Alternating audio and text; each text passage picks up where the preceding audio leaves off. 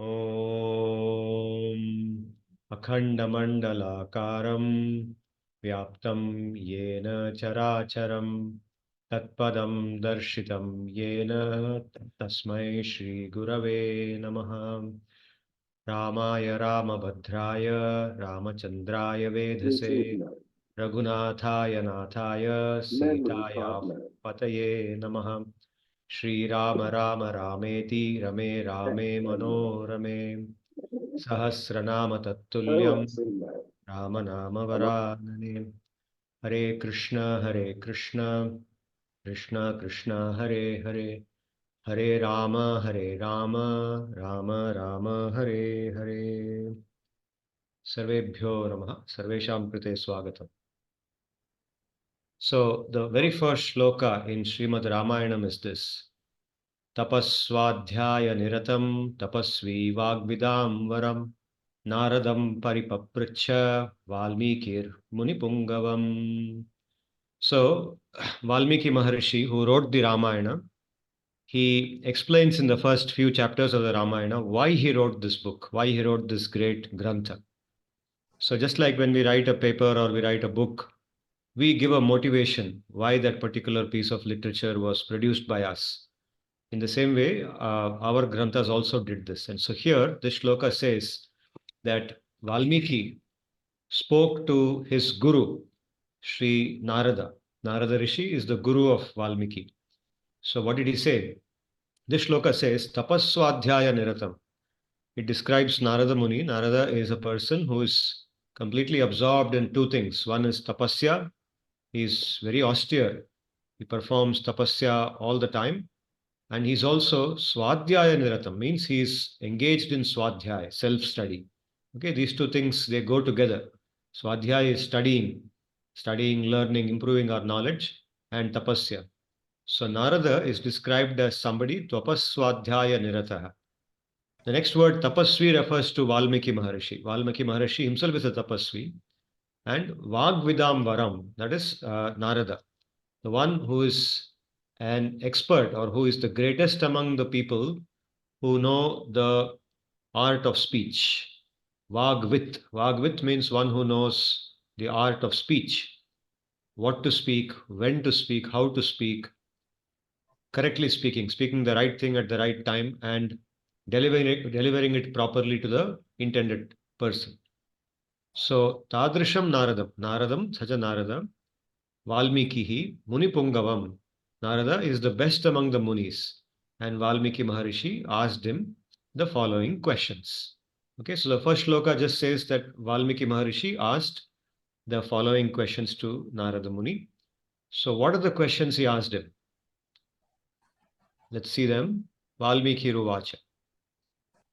Konvasmin sampratam loke gunavan kascha viryavan dharmagyascha kritagyascha satyavakyo dridavratah. So, who is in this world? Konvasmin sampratam loke, in this current world. Who is a gunavan, who is filled with good qualities? Who is a viryavan, who is filled with strength? Dharmagya, who knows dharma, who has knowledge of dharma.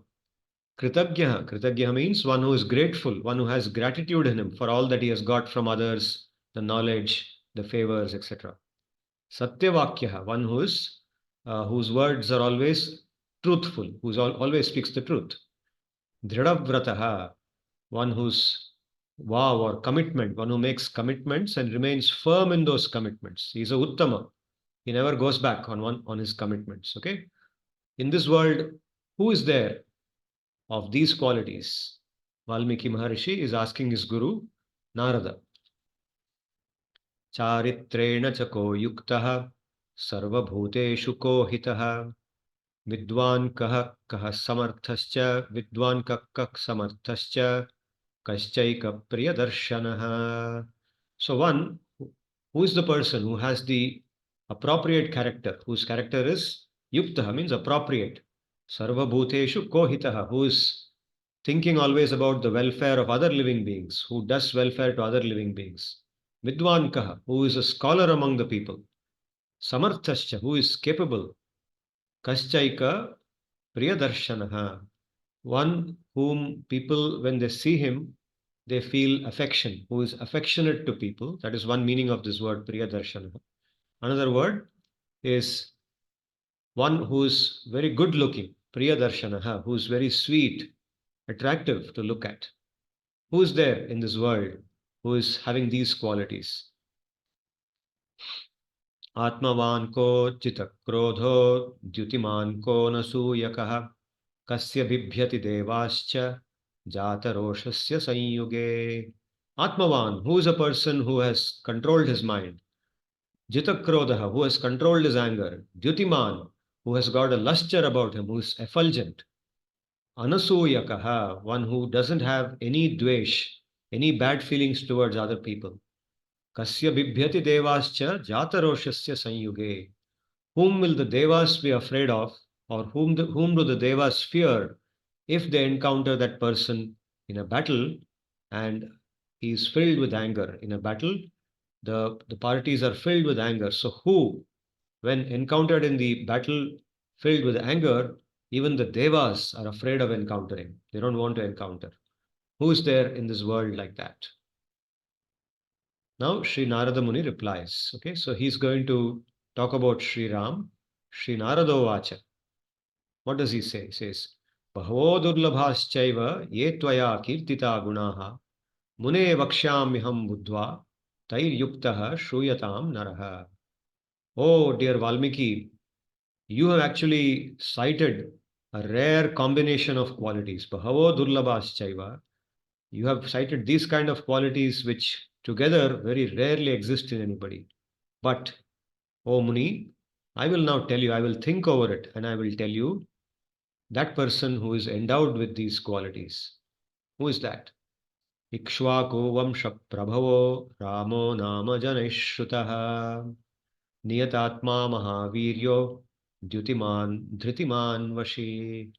Oh, there is a person by name Rama. He is known across the world among the people as Rama, and he has taken birth in the dynasty of Ikshvaku, Ikshvaku Vamsha Prabhava. Niyatatma, he has controlled his mind. His mind is always controlled. Mahaviryaha, he is extremely strong. Dyutiman, he is effulgent. Dhritiman, he is very determined, very steady in his commitments, in his approach, in his values, very steady. Dhritiman, Vashi. Vashi means one who has brought his senses under control, who keeps his senses under control. बुद्धिमान नीतिमान वाग्मी श्रीमान शत्रु निबर्हणः विपुलांसो महाबाहुः कंबुग्रीवो महाहनुः. Buddhiman, very intelligent. Nitiman, one who knows the ethical principles properly, who follows them. Vagmi means who is very good at speech. He knows what to speak, when to speak, how to speak, and he has excellent speech. Shriman, he is endowed with beauty and wealth. Shatru Nibarhanaha, one who will easily be able to suppress his enemies. Vipulamsaha, he has very broad shoulders. Mahabahuhu, his arms are very strong. Kambugrivaha, his neck is shaped like a conch. Mahahanuhu, his jaws are wide and strong. Hanuhu means jaws or the chin. महोरस्को महेश्वासो गूढ़जत्रुरविन्दमः आजानुबाहुः शुशिराः सुललाटः सुविक्रमः. Mahoraskah. Uraskah means the chest region, the breasts or the chest of a person. Mahoraskah means he has broad chest. Maheshwasaha, he has a great bow in his hand. Guda Jatruhu, Jatru refers to the collarbone that we have here. Gudha Jatruhu means one whose collarbone is not visible, meaning that his muscles, he's got such muscles that the collarbone has gone under that. Right? Arindamaha, one who suppresses his enemies. Ajanubahuhu means his hands are so long that they reach to his knees. Janu means the knees. Ajanubahuhu means one whose hands reach till the knees. Sushiraha, one who has a beautiful face. Sulalataha, one whose forehead is very attractive. Suvikramaha, one who walks in an attractive manner, whose walking style or whose movement is very pleasing, is very attractive. Samah samah vibhaktangaha stigdhavarnah pratapavan pina vaksha vishalaksho lakshmivan shubha Samavibhaktangaha means one whose bodily parts are all in correct proportion. Nothing is disproportionate. Nothing is too big or too small. All the bodily parts are in correct proportion with respect to each other. Snigdhavarnaha, one whose skin is moist or one who is not having dried skin, one who's got glossy, shining skin. Pratapavan.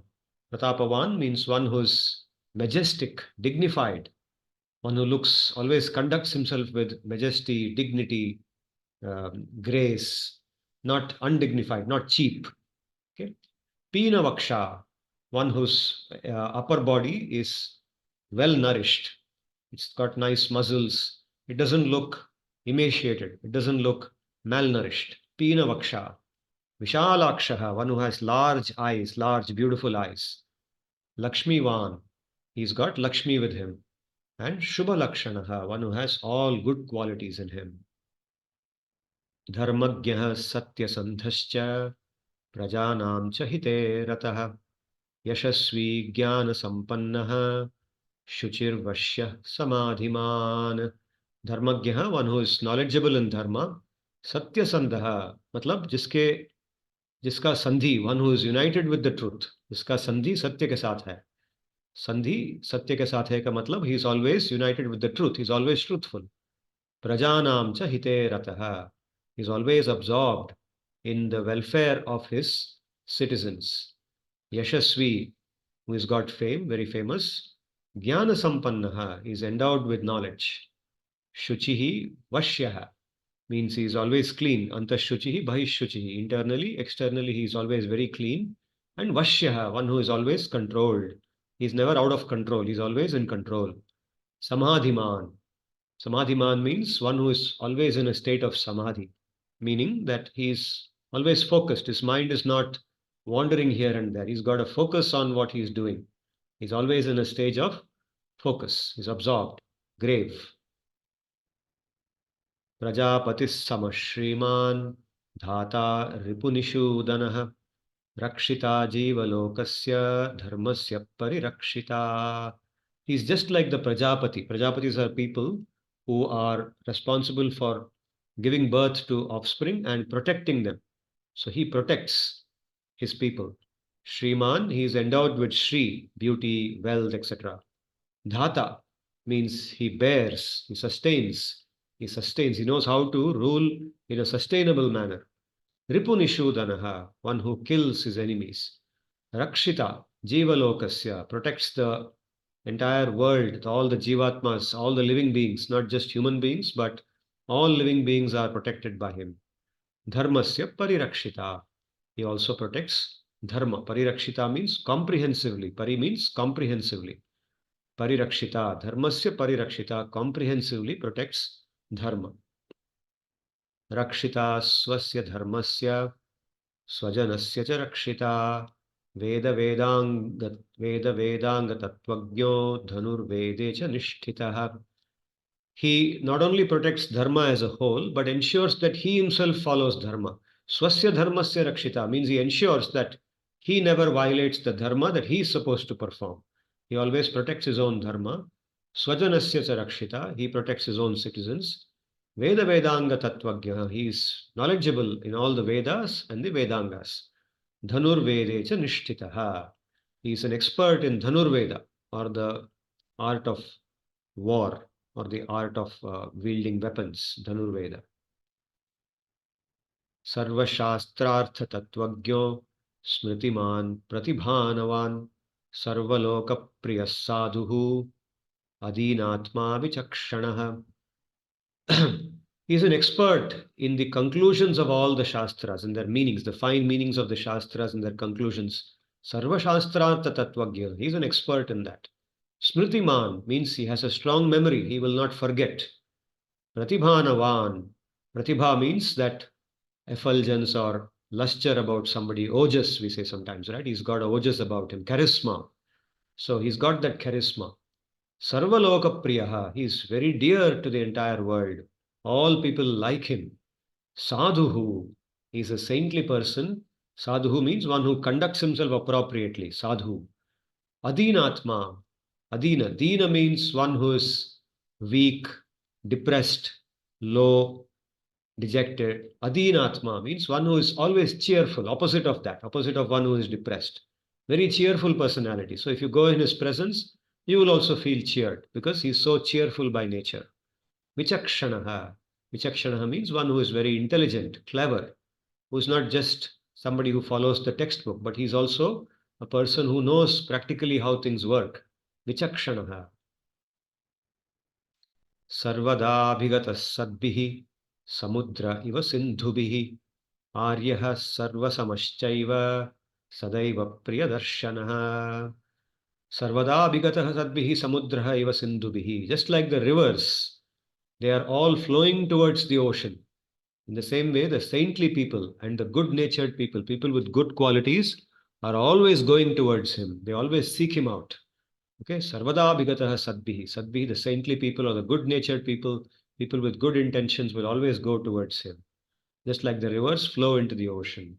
Aryaha, such a noble person. Sarvasamaschaiva, he is equal to all.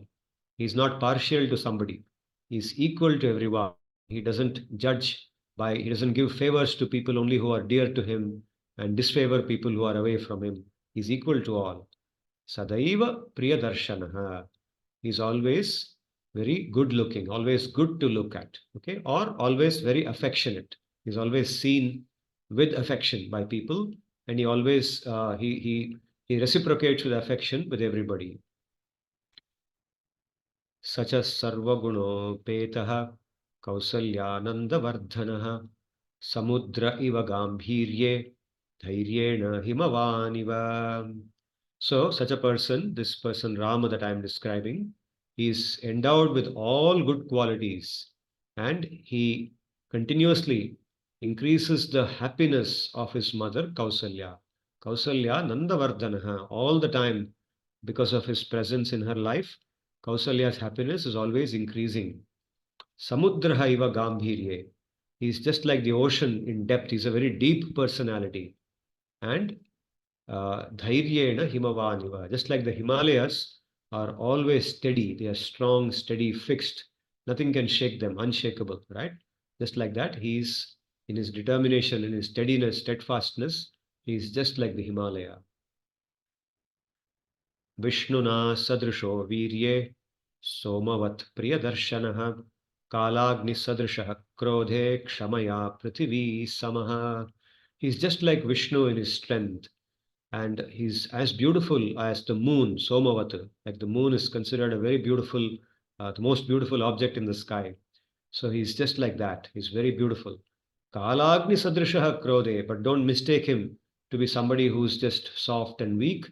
When he gets angry, he's just like Kalagni. Kalagni means at the end of the, say, day of Brahma, with time, the pralaya happens, and during that pralaya, there is a huge fire which devours this universe. So it's absolutely ferocious fire. So he's just like that when he becomes angry. So when he becomes angry, Kalagni sadrishaha, kshamaya prithvi samaha. At the same time, he's as tolerant. He's as tolerant as the earth itself. The earth is very, very tolerant. Like we are doing so many things to her. We make buildings, we explode bombs, we dirty her, we do so many things. We exploit the earth like anything. But she's very tolerant. She doesn't complain. She gives us what we want. Okay, so he's just like that.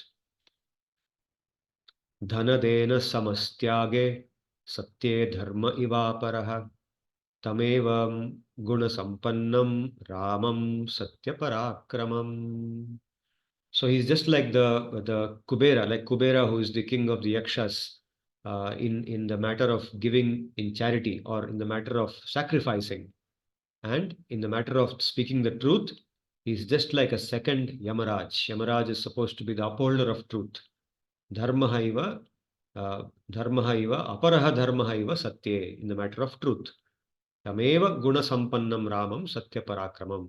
So such a Rama is the person that I have now described. He is a person who is always committed to the truth. Satya parakramam. Okay, so this is how Sri Narada Muni describes the, the qualities of the person by name Rama in response to the question that his disciple Valmiki asked him. So this is the first beginning of Srimad Ramayanam.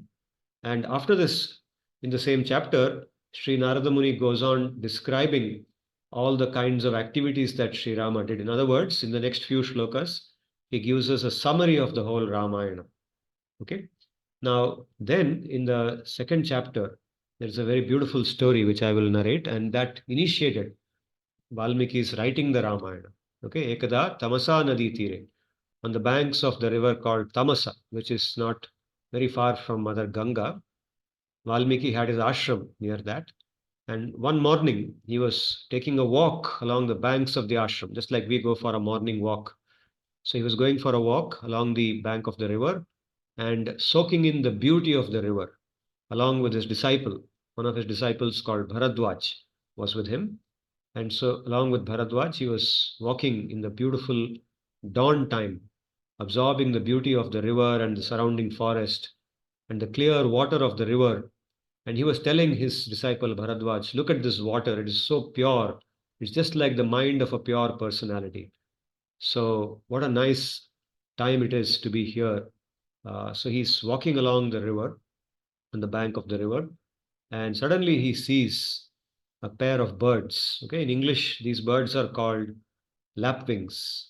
Okay, you must have heard, you can Google on this term lapwing, you will know what it looks like. So there are different types of lapwings. There's something called the red wattle lapwing, the yellow wattle lapwing, and so on. A lapwing typically is a water bird, and it is found near water bodies like lakes or rivers and so on.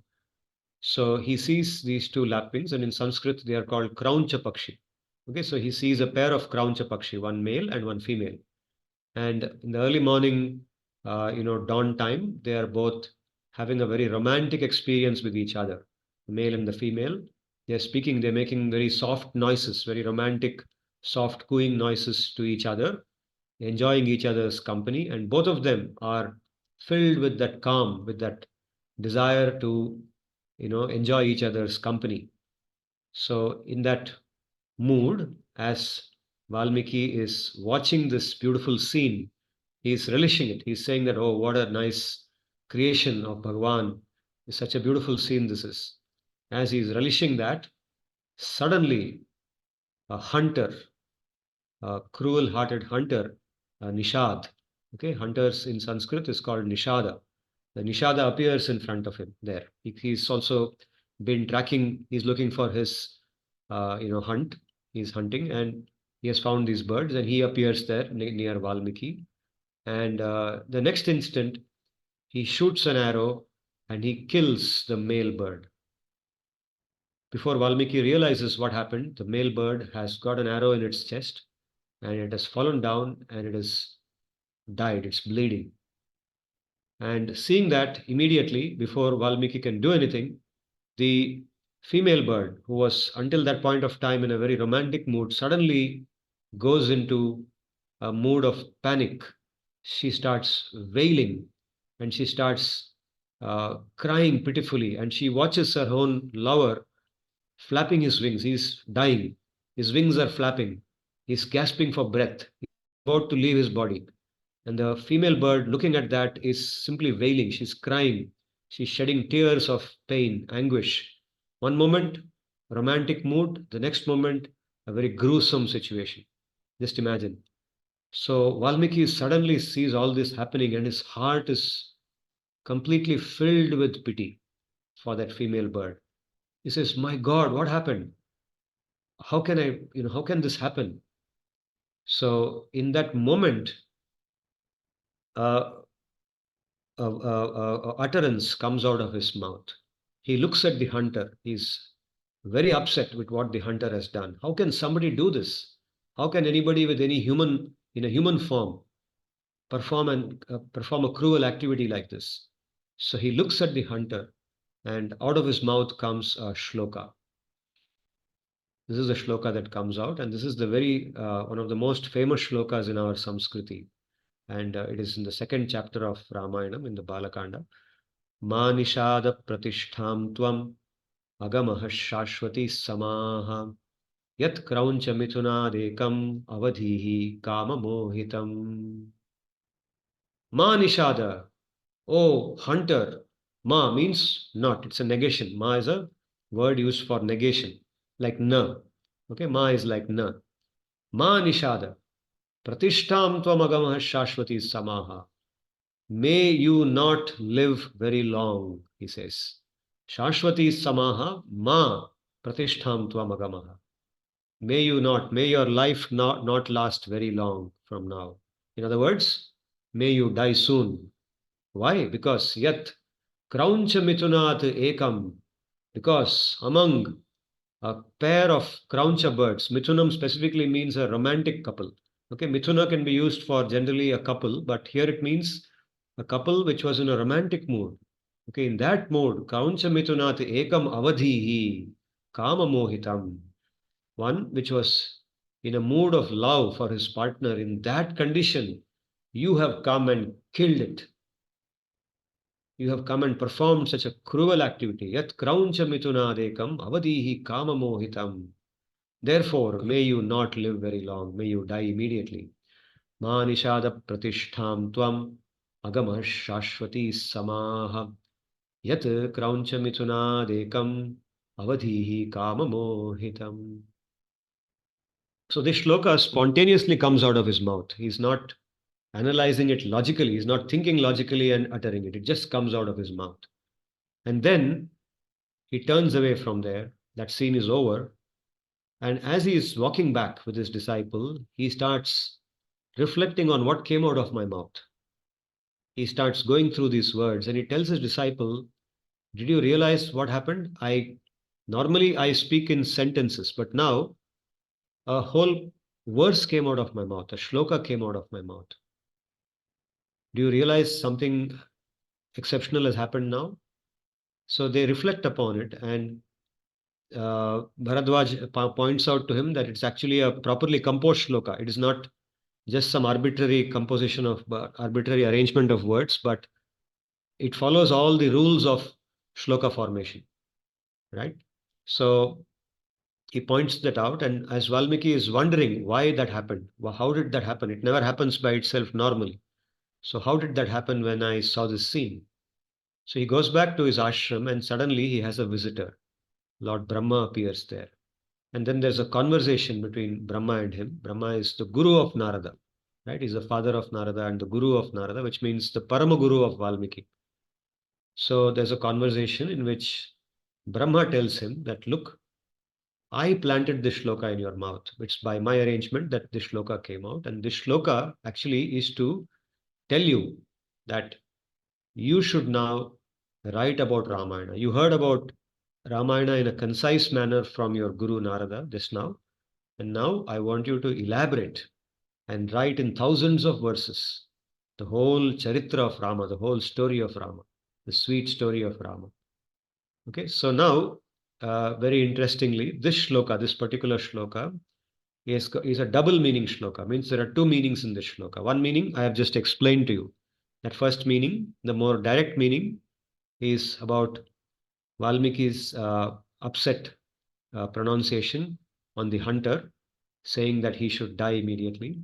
The second meaning has an exactly opposite connotation. It's about blessing Rama that may you rule this world for a very long time. It says ma nishada. Ma nishada. Ma also means Lakshmi. Ma nishada means one who is the resting place. Nishada also means a sitting place or resting place. Ma nishada, one who is a resting place of Mother Lakshmi, Vishnu. Pratishtham tvam agamaha shashvati samaha. May you be established on this earth for a very long time. Yat krauncha mitunadekam. Here the word krauncha comes from the word kruncha. Kruncha means something that is crooked or someone who is crooked or wicked and so on. So in a pair of crooked people, here the word krauncha refers to, because crookedness is present in Rakshasas, right? So krauncha mithunam refers to the Rakshasa couple, Ravana and his wife Mandodari. Okay. So among them, ekam avadhihi kama mohitam. One of them, one of the two of them, who was completely overcome by lust. Ravana was overcome by lust for Mother Sita. So you killed one of the Krauncha couples, one among the Krauncha couple who was overcome with lust. And because of that, may you live very long. May your glory, may your charitra, your biography be established for very long. Okay. So in a very beautiful manner, this shloka actually was, although directed at the hunter, automatically also shows a second meaning, which says, may Sri Rama's glories be established for very long. Okay. And how true that has become, because this was spoken in the Treta Yuga. Okay, even if we take that Treta Yuga was the most recent Treta Yuga, it was still several lakhs of years back, right? The Kali Yuga itself is 4,32,000. The Dwapar Yuga is 8,64,000, and the Treta Yuga is 12 lakhs, so many thousand. So now, if you see how long back Ramayana happened, it is at least about 10 lakh years old. But even today, we are talking about it and we are praising Rama, right? We observe Ram Navami. There's so much festival going on here in Jamshedpur. I'm sure in the place where you are too, all the temples Ram Navami is observed, right? Recently in January, we saw the installation of the Ram temple, the deity in the Ram temple, and whole country celebrating. So Ramayanam is one such scripture or one such book, and Sri Ram is one such personality whom people will never forget. How many ever years happen, and that is what is conveyed in the shloka. Agamaha Shashwati Samaha. Always Sri Ram's memory will remain, and justly so, because it gives us so much pleasure, it purifies us. So, with this very brief introduction, I will now recount a sweet Leela of Rama, and that is the Leela in which Bharata, his own brother, visits him at the place known as Citraku. Okay, so Ramayana is full of sweetness. It's such a sweet scripture that you want to read it again and again and again. You never become tired of it. But we don't have time to see every single Leela in one single session. So going forward, we will listen to so many different Leelas. But for today, this particular Leela caught my attention, where Bharata, he visits his elder brother, and we will quickly go through and hear the incidents that happened which led to this and what can we learn from it. So the story begins with Bharata returning from his grandfather's place. He has gone to visit his grandfather, mother's father, maternal grandfather, and he's returning from there. And when he comes home, as he is coming home, he starts seeing that not everything is all right. Something seems to be wrong. Even before he started from that place, he had some bad dreams and he could see some evil omens around him. He saw something was not okay. So he ignores that and he comes on the way and he enters Ayodhya. As he's entering Ayodhya, he sees that something looks abnormal here. It doesn't look like the normal Ayodhya that I have grown up in and that I left when I went to my grandfather's place.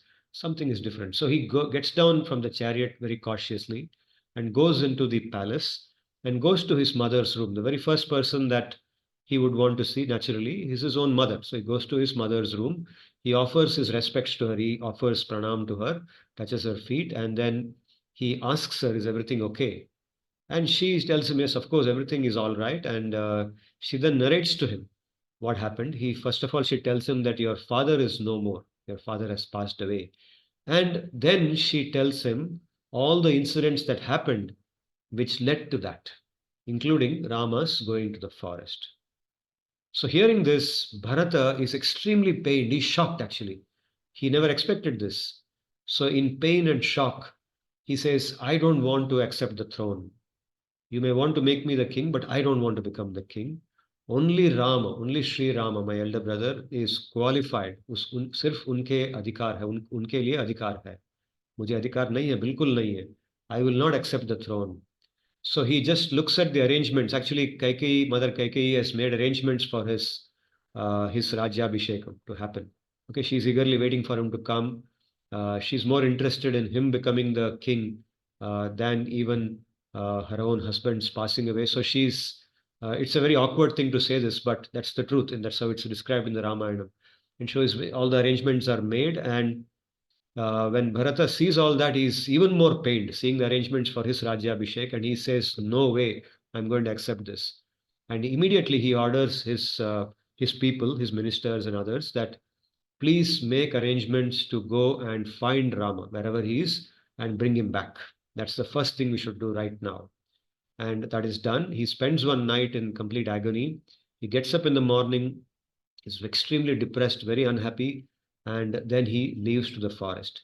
And accompanying him are all the ministers, all his mothers, his three mothers, and his guru Vashishta. Everybody is there, and the whole procession, the huge army, everything goes to the forest, and they start moving southwards. A road is created for them, and they are going.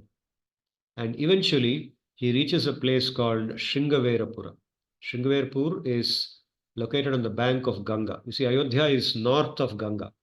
So you can say it in today's map, Prayagraj. Prayag is very close to the place where Shringaverpur is located, about 30 kilometers to the east of Shringaverpur is Prayagraj. And Ayodhya is located to the direct north of Shringaverpur. So they are walking south and they reach Shringaverpur, and that is the place where the Nishada, the hunter by name Guha, is residing. That same hunter, or Nishada Raja, he's a Bhakta of Ram, right? So he helped Ram in crossing the river earlier. So Bharata meets him, and then he comes to know that Rama came there, and they have a conversation. But Guha describes, and as he describes Ram, Lakshman, and so on, Bharata becomes more and more and more emotional. He's not able to hold back his emotions. He cries, and he then spends a night there, and he sees where Rama slept. He sees that Rama slept not on the palace, not on a luxurious bed that he, as a prince, deserves to sleep on, but on a mat made of kusha grass. Okay, kusha grass is a wild grass which is used in puja and so on. So Rama slept one night on that, and he's not able to digest it. He says, how can I even accept this? And he says that if Rama is doing this, then I should not be wearing my kingly clothes. I'm wearing the clothes of a king. So he removes his clothes and he wears what is called as Valkala Vastram. Valkalam means basically a particular bark of a tree with which garments are made for the rishis and the sages, and they wear that. Okay, and he immediately changes his garments into that, and he mats his hair. His hair he ties up, and he says, "Today onwards, I'm going to be like this." So then, with the help of Guha, they cross the river, and they go across the river, and they start walking towards the ashram of Bharadwaja Muni. Bharadwaja Muni stays there. They spend the night there, and from him they learn that Sri Ram has now gone to Citraku. So they go towards Citraku, and as they are nearing Citraku, where Ram is staying now, because the huge army is moving towards them, right? Moving towards Citraku in the forest. So the animals are disturbed by the huge army coming there. So seeing the animals are now running away from the army, and they pass by the hut where Sri Ram is staying. Ram, Lakshman, Sita, they are staying in that hut, and suddenly they see these animals are running away from there. So Sri Ram looks at Lakshman and says, "Lakshmana, please find out why are these animals running away from here. Something seems to be happening on the other side." So Lakshmana says, "Okay." He bows to Sri Ram, and then he climbs a tree. There's a Shala Vriksha nearby. He climbs up that tree. It's a very tall tree. He goes to the top and he sees.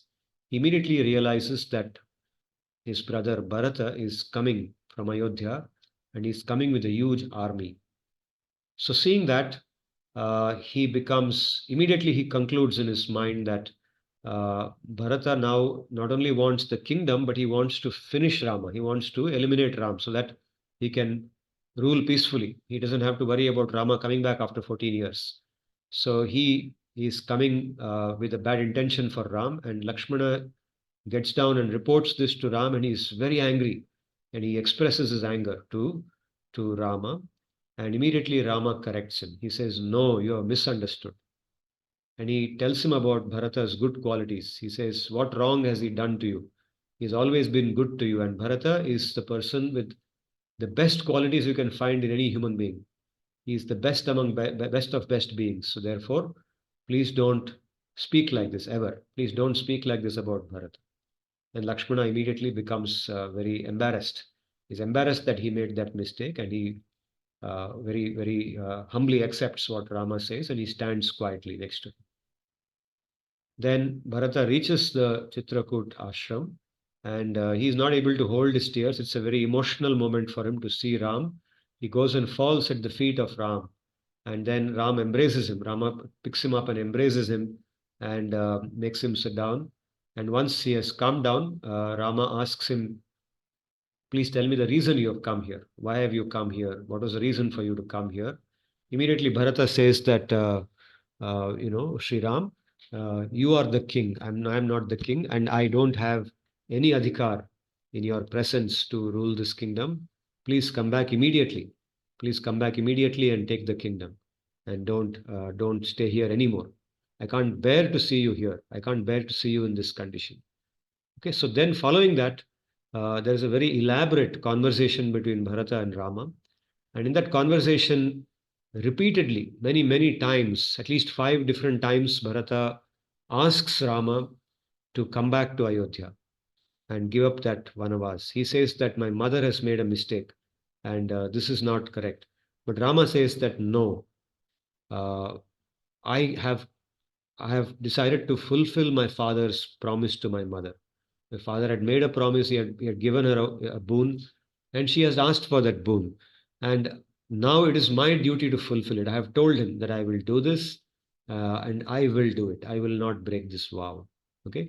Now, in this very loving exchange, there's a lot of very sweet words exchanged between them. Rama advising Bharata not to think like that. He first of all, when he shares the news of his father's death, until then Rama doesn't know that Dasharatha has passed away. So when he shares that to Rama, Rama is also very anguished. And then they do Pindadan and they lament. Rama, Sita, Lakshmana, they lament for Dasharatha's death. And after that, Rama advises Bharata that you see, death is inevitable, and don't lament for this anymore. You already have lamented. Now go back and rule the kingdom like the way your father wants you to. And Bharata again and again denies. He says, no, I will not go back without you. You have to come. And you must only rule. I am your servant. And I will remain your servant always. I don't want to rule the kingdom. So, in this way, there is a back and forth exchange. And in between, Vasishta Maharishi also, who is present there, their guru, is a Kulu guru for them. So, he also advises Bharata to do this. And then in this conversation, eventually, the rishis tell Bharata that please come back. Of course, Vasishta advises Rama. He says that, look, there is a principle of dharma that when the elder brother is alive, then the younger brother should not occupy the throne. Only when the elder brother is no more can the younger brother occupy the throne. Okay, Bada Bhai, the concept of Bada Bhai, which exists in India even today, right?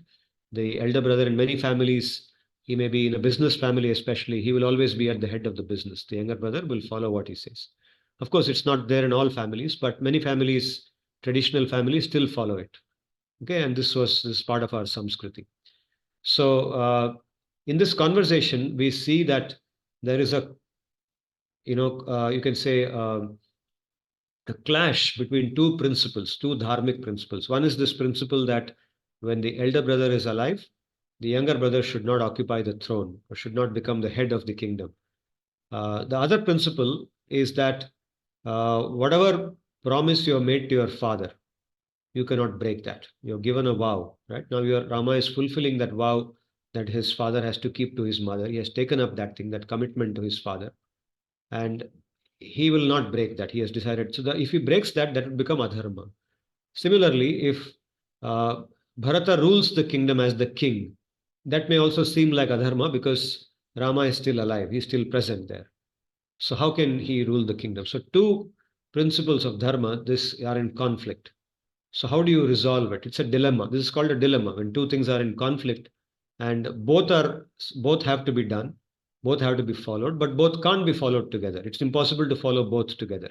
Right? That's the way they are positioned now. So how do they resolve it?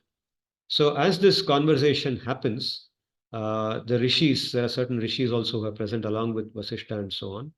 They finally tell Bharata that, Bharata, look, Rama will not come back. He's determined to follow his father's vows. So you please return and you run the kingdom for him. At that point of time, an idea appears to them. And Bharata then takes out two padukas made of, they are ornamented with gold and they are very ornamented padukas. And he keeps them in front of Ram. And he says, please stand on these padukas for a moment and give them back to me. I will carry them with me, and they will be my master until you come back, and they will rule this kingdom. I will serve them. Okay, so immediately Rama agrees to that, and he stands on the paduka, and the paduka is then taken by Bharata in his hands and kept on his head. He keeps them on his head, and then he arranges that they should be kept and carried on the tallest elephant among the elephants which have come uh, in that procession. So the elephant which has the highest, which is the most regal elephant among them, the padukas are kept on that elephant and they are carried back to Ayodhya. So Bharata returns with Rama's padukas to Ayodhya, and then he says, I will not run this kingdom from Ayodhya because I don't have a right to do so. So I will go to Nandigram. Nandigram is a place which is today, in today's geography, it is about 20 to 25 kilometers south of Ayodhya. Okay, it is the southern side of Faizabad. The northeastern side of Faizabad is Ayodhya. This is southern side of Ayodhya, Faizabad, sorry. Nandigram is there. So that is where it is today. I guess it was somewhere similar at that time too. So he stays in Nandigram and he keeps the padukas on the throne.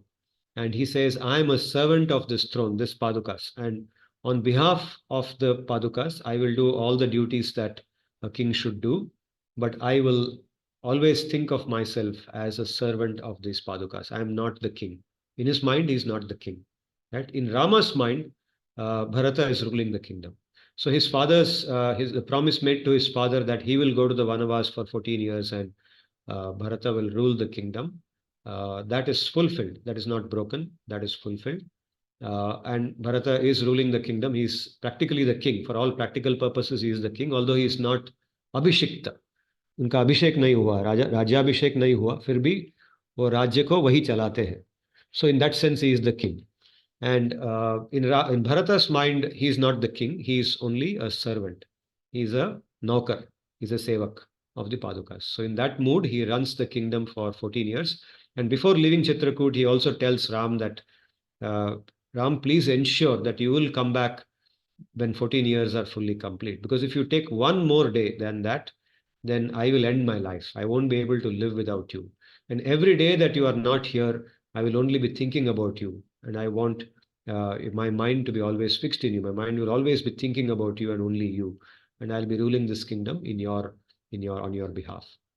Okay, so he goes in that mood. And that is the mood of affection between two brothers. You see, the story illustrates to us how many principles come. The great, the sacrifice that Sri Ram makes, he's not concerned about ruling. Even when Bharata asks him, okay, maybe Mother Kaikeyi also is willing to take back her boon. Bharata has brought her there and she is lamenting. She is in a stage of lamentation for what she has done. She realizes that she has brought so much pain to so many people, not only to Ram himself, but so many others are in complete pain. And she realizes and she is lamenting. So probably she is also willing to take it back. Maybe. She never says that, but looking at her mood, maybe we can guess that she might have taken it back if she was asked to. But Ram is not prepared for that because he has made that commitment. That is the steadfastness. He is determined to say that I will follow what I have committed to my father. There is no going back on that. There's no second thing. There's no negotiation. There's no discussion. It is done. That commitment is made. It will be followed. It will be kept up. Okay, that's inspiration for us. Once we take up something, however difficult it is, even if the other party says, there is no need, you come back. No, it's a promise made to somebody, to my father, and I will keep that promise. So with this thing, we see a very inspirational quality in Sri Ram, and in the affectionate exchange between them, between Bharat and Ram, we see how two brothers, or more generally, two friends or two relatives, or two people in general, how they can relate to each other. And there is so much happiness in that kind of exchange. Exchanges between human beings, if they happen like this, they are models. They are the ones that actually give happiness. There is concern for the other person more than concern for yourself. You see, we see a lot of exchanges, especially in today's world, where the exchange is about what do I get, मुझे क्या मिलेगा इसमें, what do I get in return. Okay, the exchange is always directed towards the self. Whereas in this exchange between Bharata and Rama, you can see the exchange is always directed towards the other person. Means, what can you get? Where is your happiness? I want to make you happy. Please come back. That kind of a thing. I don't want you to suffer. I don't want you to be suffering. That kind of mood in which they exchange with each other. And what do we learn? What is the Ramayana's message? Now, normally when we hear Ramayana, heard people talking about Ramayana, people say it's Hindu mythology, right? And what is Hindu mythology? Hindu mythology, Ramayana is a story of adventure. It's a story of, love and hate. It's a story of good winning over the evil, right? This is how people interpret it. And cinema is made for entertainment. People are entertained by it, right? So the core message of the Ramayana is essentially this, what is covered in the first few chapters, the good qualities of a human being. As human beings, sadgunaha, good qualities are what we should nurture. Yatna purvak, yatna karke सदगुण को अपने अंदर लाना है.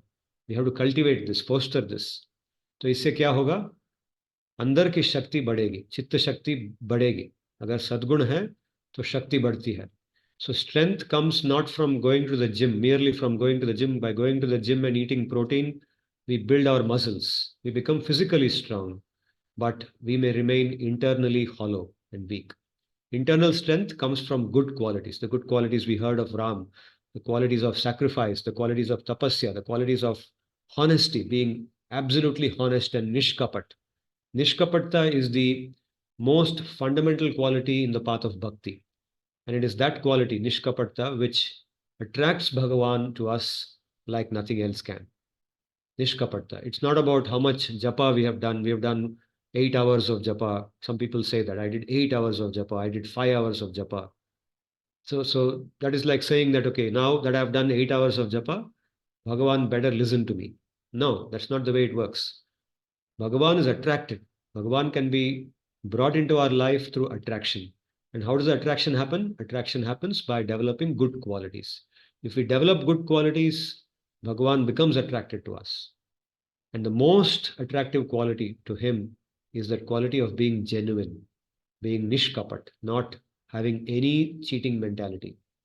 Okay, so with that, our inner strength builds up. Then anything happens outside of us, nothing can disturb us. Nothing.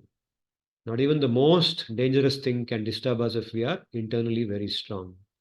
चित्त शक्ति बढ़ती है. उससे क्या होगा? उससे सेवा भाव बढ़ेगा. Seva to Shri Bhagavan will become a reality.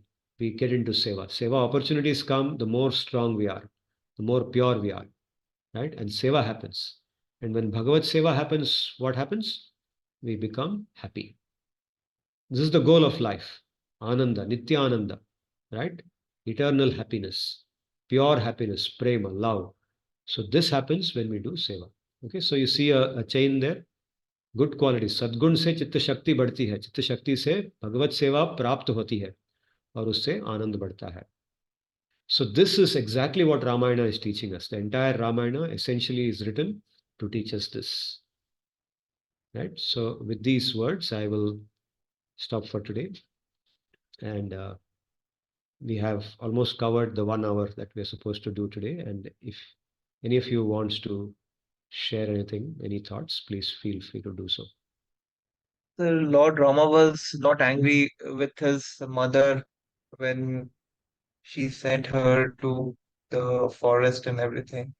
So that is also a great quality that I think, not getting angry, a great quality. Absolutely. Not getting angry with anybody. Not angry with his own mother, Kaikeyi. Yes. Not angry with Mother Kaikeyi for what she has done. Yes. There's no sense of revenge. You see that? There's no sense of revenge in him. He is equal. Whether he You see, at one moment he was about to be crowned as the next king, and Yes. everybody was anticipating that. The next moment he is asked to go to the forest and not come back for 14 years. So there is no change in his mood. His mood does not change. Whether he's going to become the king or go to the forest for 14 years, there is no change in his mood. He's equal to both. The same mood carries from this to that. That is the greatness of this personality. Why does it happen? Because of these things, because of the presence of Sadgun and because of that Chitta Shakti. If Sadgun is present, then everything outside becomes secondary, becomes small in front of that. Success, failure, both look small in front of these things. This is the greatest success. Greatest success is what we build inside of us. Good evening, sir. Good evening. Sir, I had a question with respect to the two incarnations of Lord Vishnu in Krishna and Ram. While Ram was more of a laid-back personality, Krishna was somewhat of a taking a center stage personality. So, why was this difference, and what does this tell us about Lord Vishnu? Shri Bhagavan appears in different ways to communicate different types of message. So essentially, the common thing to all of them is the establishment of dharma, re-establishment of dharma, as he says in the Gita, yada yada hi dharmasya glanir bharata, abhyuttanam adharmasya tadatmanam shajamyaham.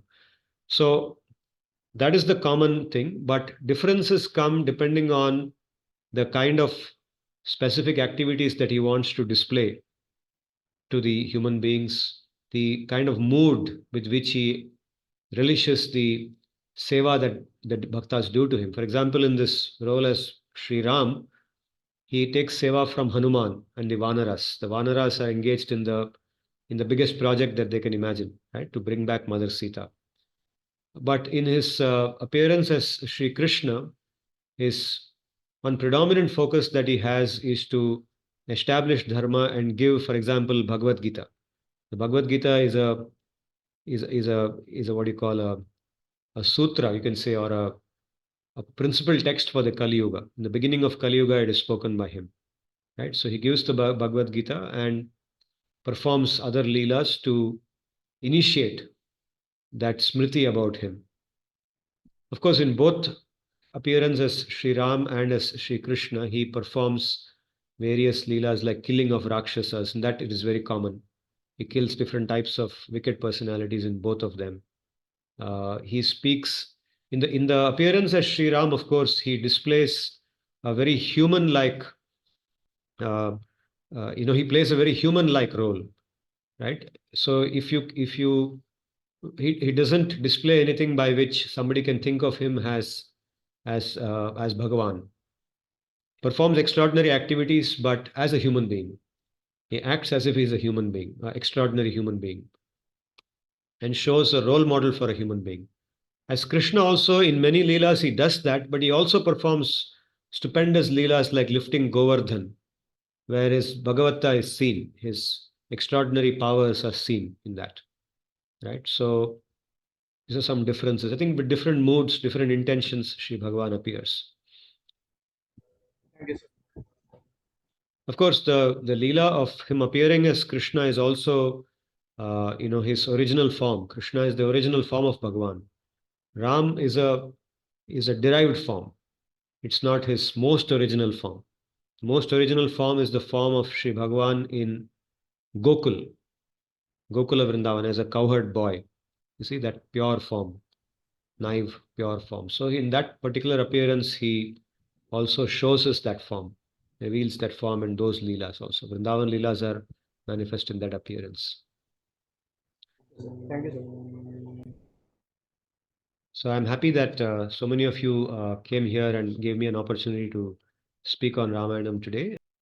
ॐ स्वस्ति प्रजाभ्यः परिपालयन्तां न्यायेन मार्गेण महीं महिषाः गोब्राह्मणेभ्यो शुभमस्तु नित्यं लोकाः समस्ताः सुखिनो भवन्तु ॐ तद्विष्णोः परमं पदगुं सदा पश्यन्ति सूरयः दिवीव चक्षुराततं तद्विप्रासो विपन्यवो जागृवागुंसः समिन्धते विष्णोर्यत्परमं पदं पर्याप्त्या अनन्तरायाय सर्वस्तमोतिरात्र उत्तममहद्भवति सर्वस्याप्त्यै सर्वस्य जित्यै सर्वमेव तेनाप्नोति सर्वं जयति। ओम शांति शांति शांति। हरि ओम तत्सत्।